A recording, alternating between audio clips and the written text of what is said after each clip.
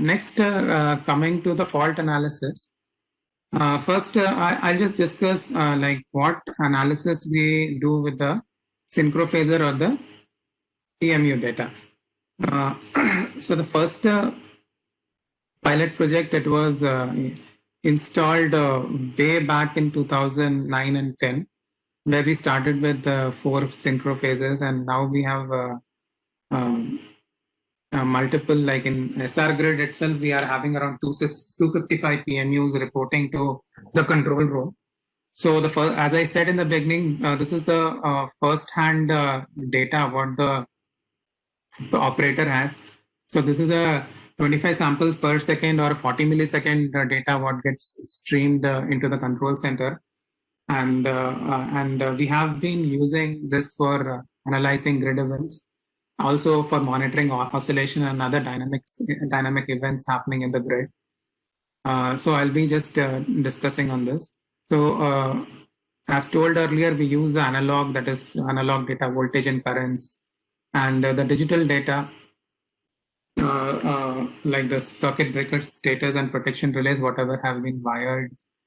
Then what are the information that we obtain from the analog data? That is, we are able to get the type of fault which has happened, the fault duration, and the possible protection operated.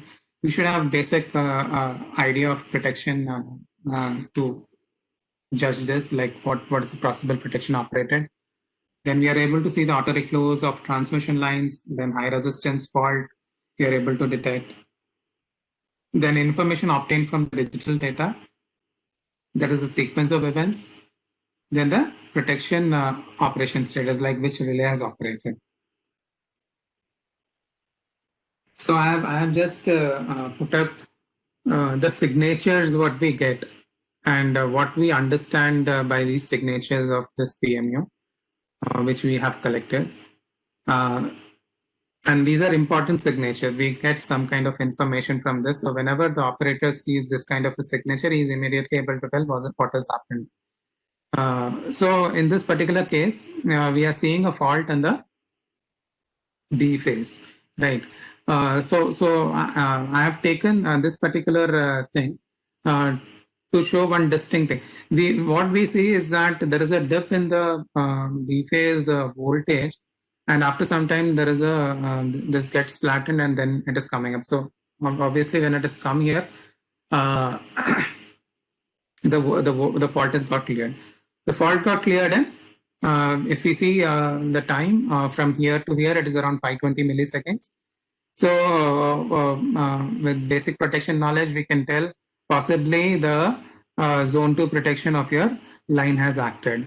So one thing to infer is the fault has happened in B phase. Second thing to infer is from the time, like possibly the zone 2 protection, it has acted. And one more thing with this signature, what we can tell is that a carrier aided failure has happened. What happens in transmission line, whenever the fault is closer to one station will be detecting the fault in zone 1, and the second station will be detecting the fault in zone 2. So what happens, there will be interchange of inter-trip signal, so that the end which is detecting in zone 2, it will trip immediately with a carrier receive. That is inter-trip receive plus zone 2 detection, it will result in an instantaneous trip, right? Whatever delay is for the PLCC signal sent, that is there.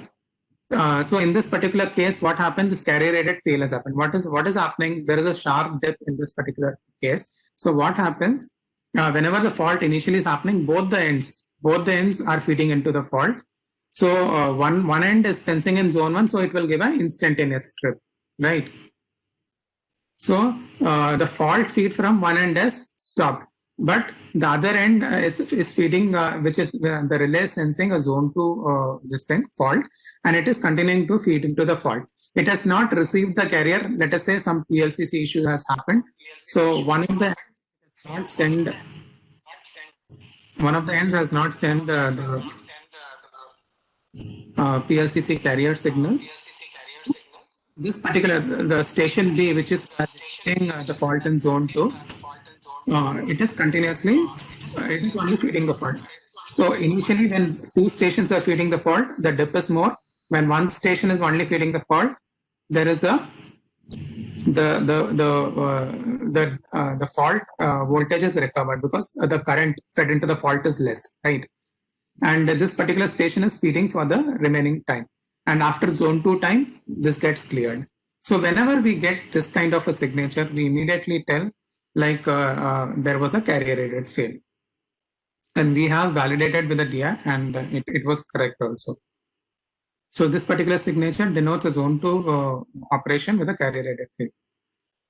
Next, we come on to this. I'll come on to this signature. So we are seeing two dips. So what does this denote? This denotes the auto reclosure unsuccessful signature. So whenever we get a signature like this, we immediately tell that the line has attempted an auto reclose attempt and it is unsuccessful. Like initially there was a fault in B phase, and after a dead time of breaker of 1 second, it has again attempted to close the breaker, and the fault was persistent. So there is a second dip what we are seeing. We are actually monitoring the bus voltage. That is why after reclose, this voltage is recovering. If we were monitoring the line voltages, line CVT voltages, then all these three would have fallen to zero. We are monitoring the bus voltage. That's why it is getting back here. So with this signature, we are able to tell that auto reclose is unsuccessful. So one major thing with the PMU analysis is that fault can occur, may occur anywhere in the grid, but we can extract any of the PMU data in the grid and you can analyze the fault, because the AC fault, it will get reflected on all the buses, and the closest bus, it will have the highest reflection. And like if we go far off from the fault, the reflection will be less, but still there will be reflection. So by extracting data of any of the PMU in the grid, you can analyze a fault. And we come to this signature now. In this case also, there is a auto reclose similar to this, but there is a difference in closing. See, there are two dips happening here. So this gives some information. So there was a fault in B phase, and the breakers have tried to close, and again same thing. The reclose is unsuccessful. That is, fault is persisting.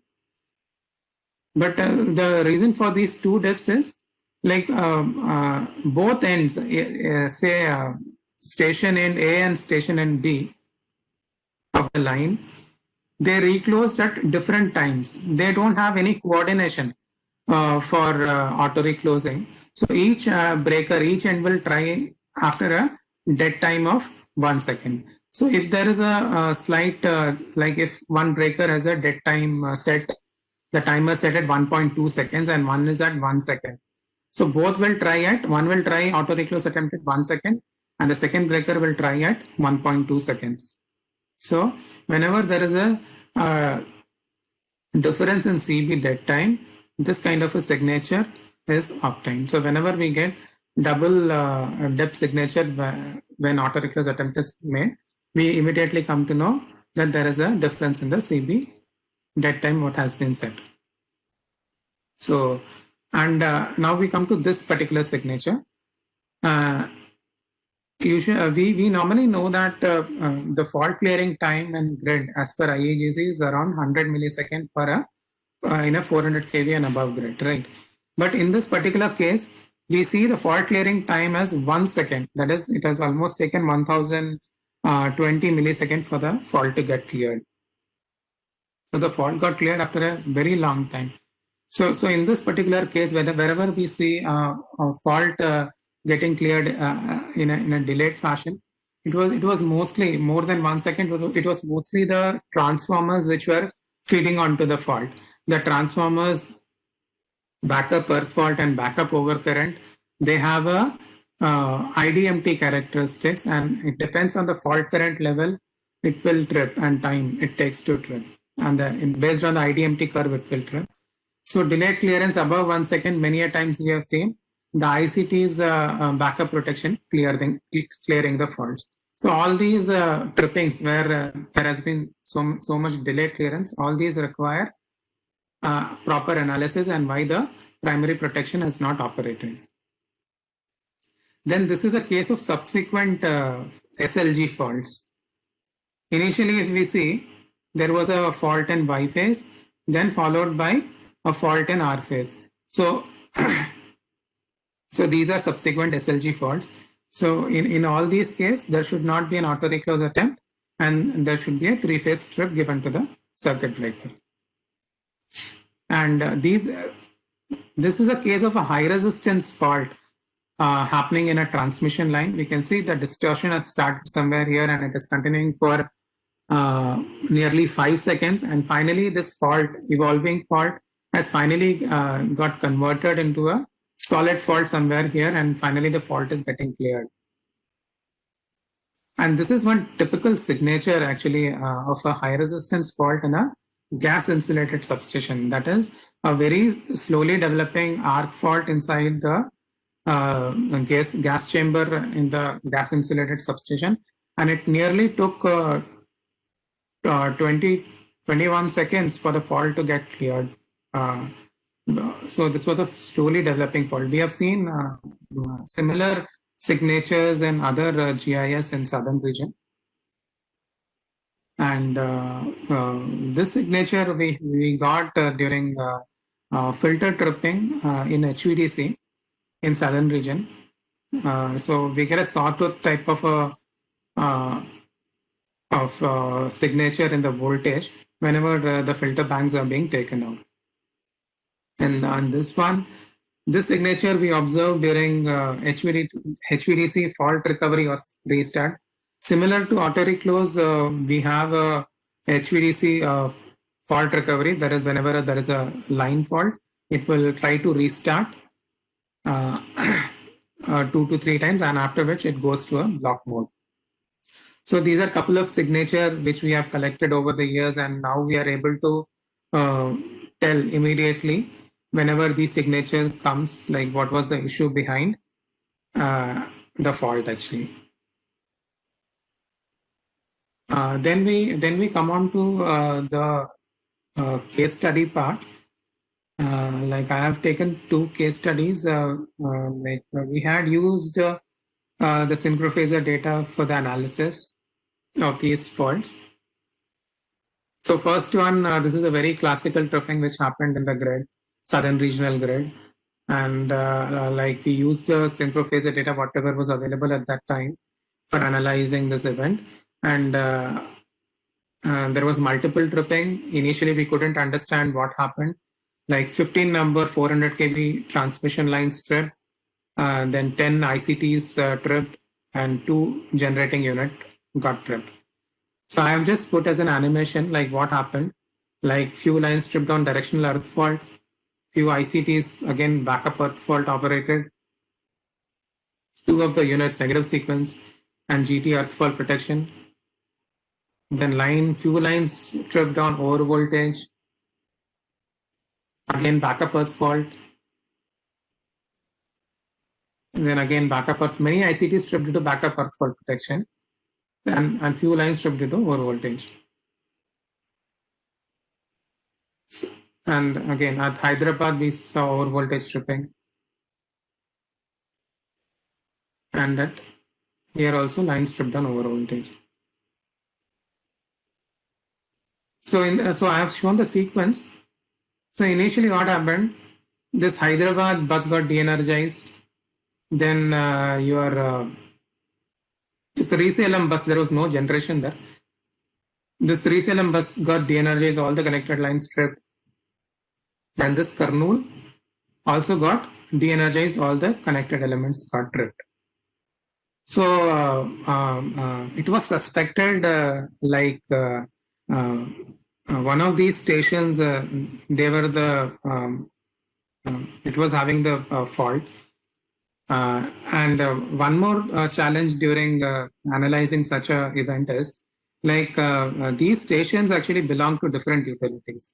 So nobody was ready to agree like fault was in their premises. So it was a challenge to really analyze this particular event. So whenever a fault is happening, the prime motive is to clear the fault. Whichever sources are feeding onto the fault, that has to be stopped. So as these three buses, Hyderabad, Kurnool, and Srisailam, they got de-energized. So we thought that problem is in one of these stations. Next, we started analyzing this event. So the event was analyzed the fault triggering instant starting point was taken from the PMU plot. Then duration of fault again it was taken from the PMU plot. Then location again some judgment was made with the PMU plots. Then we also tried to collect the whatever disturbance recorder or whatever event logger or whatever SLDC sequence of events what we could get. That also we collected, and then we try to analyze. So first is the fault type and triggering time. So this we got from the PMU plot. So we observed a very slowly developing fault, and finally it getting cleared. It was nearly fed for nearly 22 milliseconds, and we observed that fault was in B phase. It was a B phase to earth fault. Next is the duration of fault. Usually we also get the negative and zero sequence current. So the amount for which the zero sequence or negative sequence current is present, we take it as the fault clearing time. So in this particular case, we are saying that is starting at this point, the negative and zero sequence current, and it is persisting for nearly 21 seconds, and after which it is getting subsided. So the fault duration time was nearly 21 seconds and 200 milliseconds. So it was a very delayed clearance of fault. And the possible location of fault. So then we were having PMUs at Ramagundam. And then we had PMUs, I'll just show the from the diagram. We had PMUs at Ramagundam, then we had PMU at one of the station at Vijayawada we were having. So if there was a fault at this Hyderabad, there would have been a strong reflection in this bus. So we took Ramagundam as well as this Vijayawada PMU data, and we tried to analyze. So as I said initially, like the bus which is closest to the fault, it will have the highest reflection. So we observed the reflection to be highest near Vijayawada. So this was the Vijayawada bus voltage plot and the negative zero sequence. So we possibly we told like it was possible that Vijayawada station nearest to Vijayawada it was having the fault. Also the df by dt rate of change of frequency, it will be also highest nearest nearest to the faulty bus. So again it was indicating Vijayawada. So the nearest bus to Vijayawada was Srisailam. So we didn't conclude with that. Now we made a SOE sequence of events with whatever whatever disturbance recorder, event logger data we would get, and which were properly time synchronized with GPS. Only those data we took actually, and we time aligned them. So fault initiation time we took from PMU. Then all these, this is like SRLDC, SOE, AP, SOE, Hyderabad event logger, everything we had taken. So what we see after the fault initiation time, what is happening? All the elements are getting tripped. And finally, what we are saying that before the fault is getting cleared, it was Srisailam fault cleared from PMU. This is the time. So we are saying the last to get tripped was the Srisailam bus and the Srisailam lines on over voltage. Finally, we were able to conclude from this analysis that it was Srisailam where this fault had occurred. And we shared this presentation with the AP Genco at that time, our analysis. And they finally agreed like there was a fault within their GIS cubicle. due to which this had happened. So fault within a GIS and why this multiple tripping happening, that also we'll see. I've again replayed the event. There was the triggering event was fault in this 3CLM bus, followed by all the ICTs and lines tripping on directional earth fault or over voltage protection. And these two units also got tripped. So this was the sequence. Couple of ICTs getting and lines getting tripped.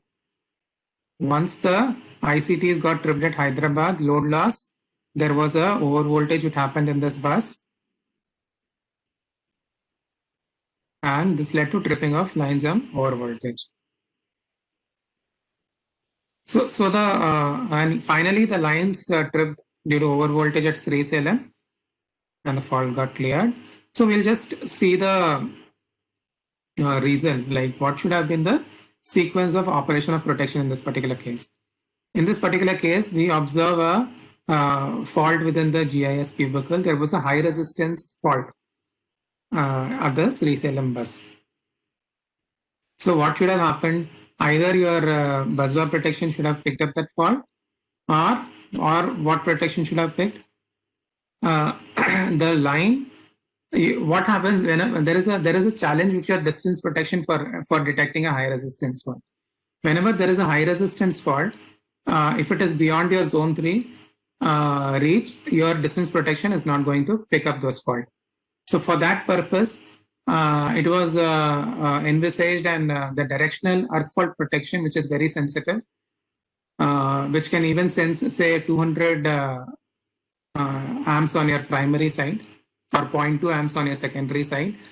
So we had asked for DEF to be provided, but for these lines, if this particular fault is here, if your busbar protection is not sensing here, if it is, then the line's directional earth fault should sense the protection from here.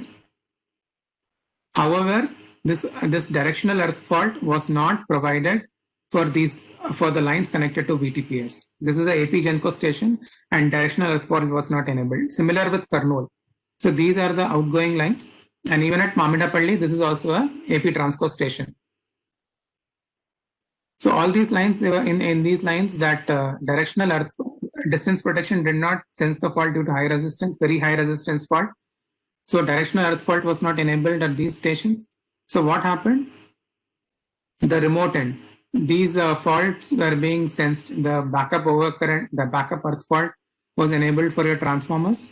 So all the transformers and lines, and in certain lines which were of CTU, like this particular line, in these lines that directional earth fault was enabled.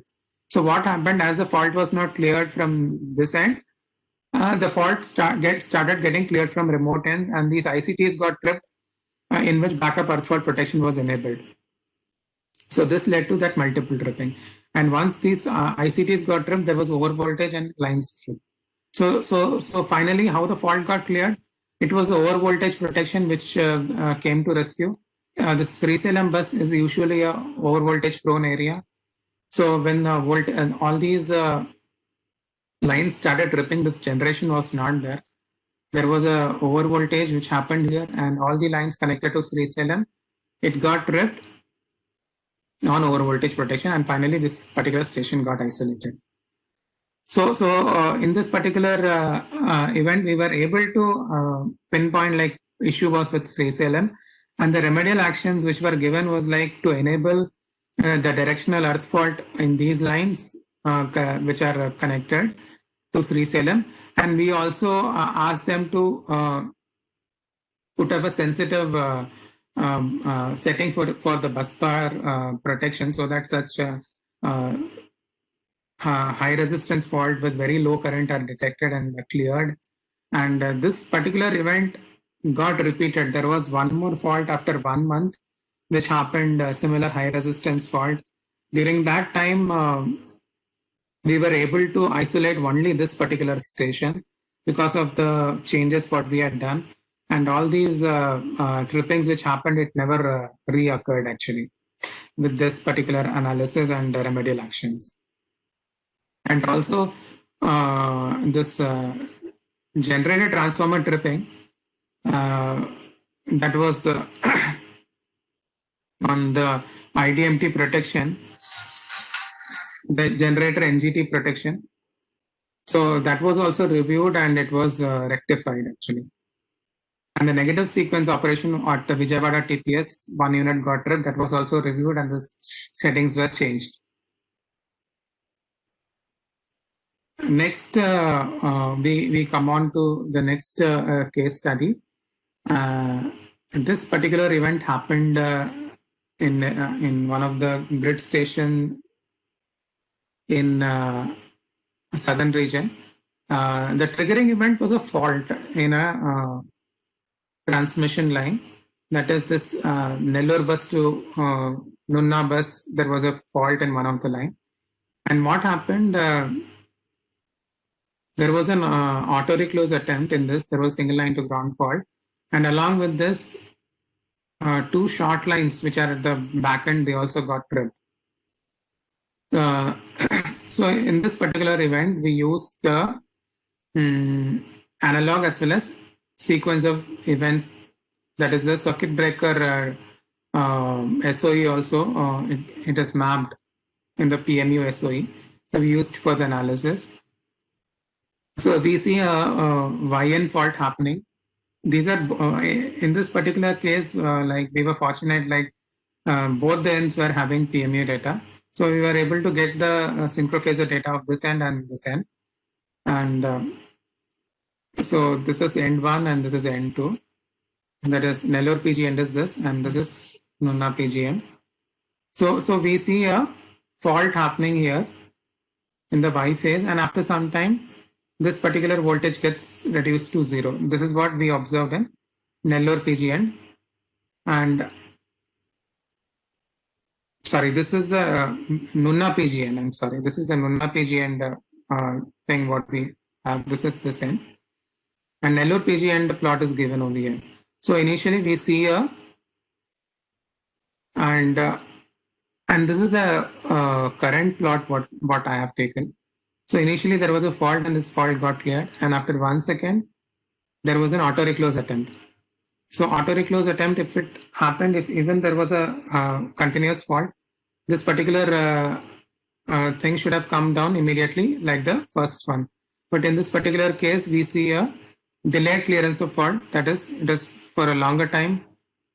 This current is persisting 4000 amps and after that it is coming down. So in this particular case, there was a delayed clearance of fault for more than 1 second.